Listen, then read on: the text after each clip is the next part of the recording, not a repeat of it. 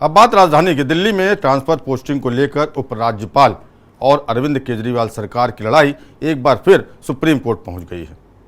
11 मई को दिल्ली सरकार की याचिका पर 5 जजों की बेंच ने कहा था, पब्लिक ऑर्डर, पुलिस और जमीन को छोड़कर उपराज्यपाल बाकी सभी मामलों में दिल्ली सरकार की सलाह और सहयोग से ही काम करेंगे। वहीं राष्ट्रीय राजधानी सिविल सेवा प्राधिकरण बनाने के केंद्र के अध्यादेश पर सीएम अरविंद केजरीवाल हमलावर हैं। केजरीवाल ने केंद्र सरकार पर जमकर हमला बोला, कहा कि केंद्र की ये सोची समझी साजिश है। इस अध्यादेश की टाइमिंग भी प्लान के तहत की गई है। केजरीवाल बोले कि उन्हें भी पता था कि हम इस अध्यादेश को सुप्रीम कोर्ट में चुनौती देंगे। केजरीवाल ने कहा वो गर्मी की छुट्टियों में सुप्रीम कोर्ट के बंद होने का इंतजार कर रहे थे।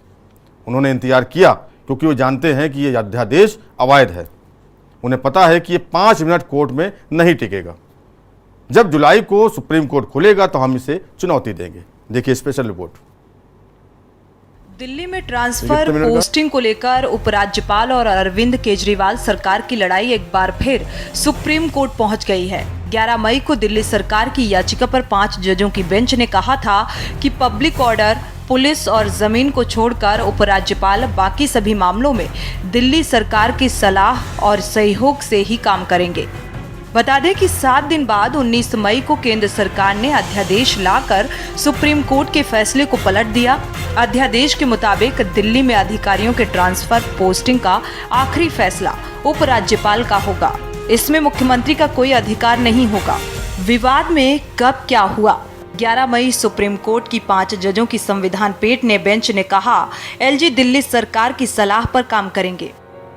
सुप्रीम कोर्ट ने फैसला दिया कि दिल्ली में सरकारी अफसरों पर चुनी हुई सरकार का ही कंट्रोल रहेगा। 12 मई केजरीवाल सरकार ने सर्विस सेक्रेटरी आशीष मोरे का ट्रांसफर किया, एलजी ने रोका। दिल्ली सरकार का आरोप है कि एलजी सुप्रीम कोर्ट के आदेश के बावजूद ऐसा कर रहे हैं। हालांकि बाद में एलजी ने फाइल पास कर दी। 19 मई केंद्र सरकार ने अध्यादेश लाकर सुप्रीम कोर्ट का फैसला पलटा।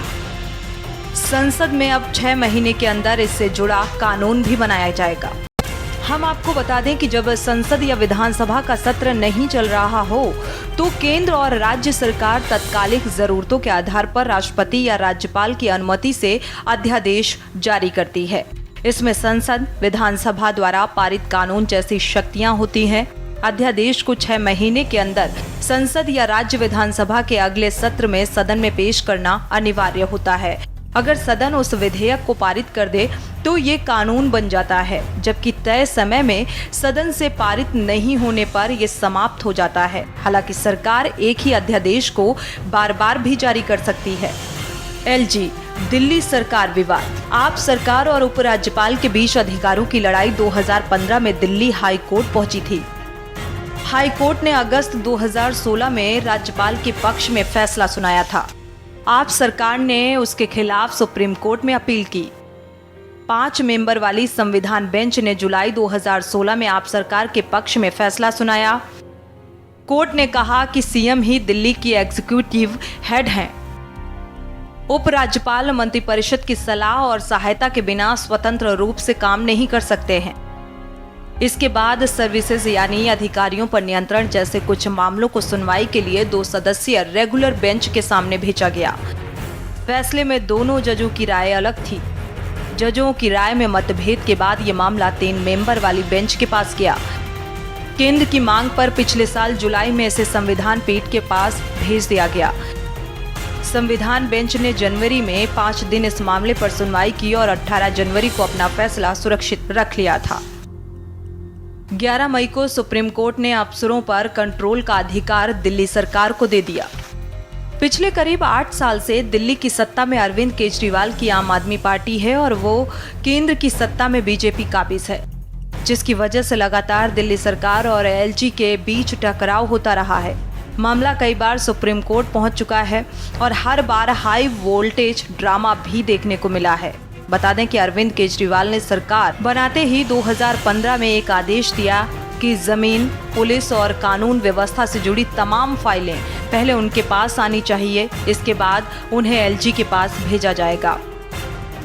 तब दिल्ली में नजीब जंग उपराज्यपाल थे, जिन्होंने इस आदेश को लागू करने से इनकार कर दिया और इसके बाद तत्कालीन एलजी नजीब जंग ने एक बड़ा फैसला लिया और दिल्ली सरकार की तरफ से नियुक्त किए गए तमाम अधिकारियों की नियुक्ति को रद्द कर दिया। एलजी ने कहा था कि नियुक्ति का अधिकार उन्हें है। यहाँ से अफसरों के ट्रांसफर और नियुक्ति का मामला उठा और दिल्ली सरकार ने हाई कोर्ट का रुख किया। दिल्ली हाई कोर्ट ने अगस्त 2016 में बड़ा फैसला सुनाते हुए कहा कि दिल्ली में एलजी ही असली बॉस है। ये दिल्ली सरकार के लिए एक बड़े झटके की तरह था।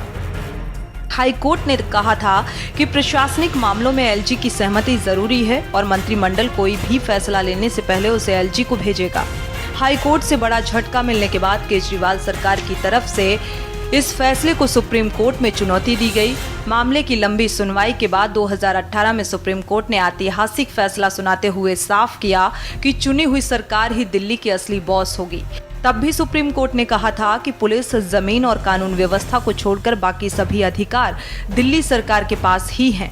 सुप्रीम कोर्ट के इस फैसले के बाद केंद्र सरकार की तरफ से संसद में एक बिल लाया गया, जिसमें एलजी और दिल्ली सरकार की शक्तियों को परिभाषित किया गया था और इस बिल में साफ तौर पर कहा गया था कि दिल्ली में सरकार का मतलब उपराज्यपाल है। बिल पेश होने के बाद आम आदमी पार्टी और बाकी विपक्षी दलों ने इसका विरोध किया, लेकिन भारी हंगामे के बीच Government of National Capital Territory of Delhi Bill 2021 को दोनों सदनों के पास कर दिया गया। इसके बाद इसे नोटिफाई भी किया गया, जिसके खिलाफ बाद में दिल्ली सरकार सुप्रीम कोर्ट पहुंची। लेकिन पिछले 8 साल का इतिहास बताता है कि किसी भी मोड़ पर यह टकराव फिर से शुरू हो सकता है। इसका ताज़ा उदाहरण भी देखने को मिल गया। दिल्ली सरकार ने सुप्रीम कोर्ट से हरी झंडी मिलते ही अधिकारियों के तबादले शुरू कर दिए। सबसे पहले सर्विसेज विभाग के सचिव का ट्रांसफर किया गया, लेकिन अब तक केंद्र ने इस पर अमल नहीं किया है, जिसे लेकर आम आदमी पार्टी फिर सुप्रीम कोर्ट पहुंच गई है। आपकी तरफ से इसे कोर्ट की अवमानना बताया गया है। आगे भी दिल्ली सरकार बनाम एलजी या केंद्र के बीच होने वाली इसी तरह की कई लड़ाई देखने को मिल सकती है। स्पेशल डेस्क, के न्यूज़ इंडिया।